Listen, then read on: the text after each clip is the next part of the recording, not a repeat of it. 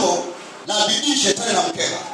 Unapokuwa wewe ni muombaji wa mara kwa mara, ni mtoaji wa mara kwa mara, wewe ni mtu wa ibada, hilo jambo shetani hataki. Na ndio maana kuna vita kubwa kwenye mfumo wa bidii.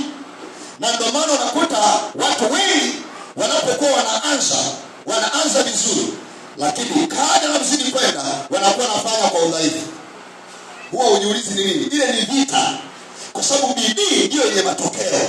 Unakuta mtu alianza kwa spidi, kama alikuwa ni mtoaji anatoa, akifanya tunafanya, kama ni kuimba anaimba, anajitoa, anafagia kanisani, kila kitu anafanya. Lakini kadri siku zinazozidi kwenda anaanza kurudisha mguu nyuma.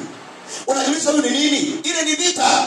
Maana shetani anajua kwa bidii atakayokuwa nayo huyu, naona ng'ambo yake anaenda kuvuka, naona huyu anaenda kufanikiwa kwa bidii hii.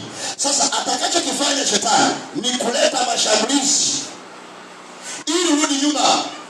Kama ulikuwa unahudhuria ibada, ujisikie kulala nyumbani, usije kanisani.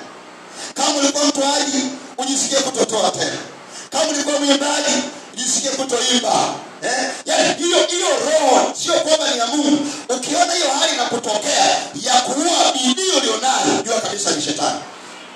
Kwa hiyo bidii na vita, kwa sababu kila bidii ina matokeo chanya. Kila bidii ina matokeo. Lazima uwe na mchakato wa bidii. Bwana amesema bidii na vita, ina vita kali sana. Wengi umerudi nyuma. Wengi umepunguza hatua. Wengi umepunguza mwendo. Umepunguza kuomba. Umepunguza kutoa.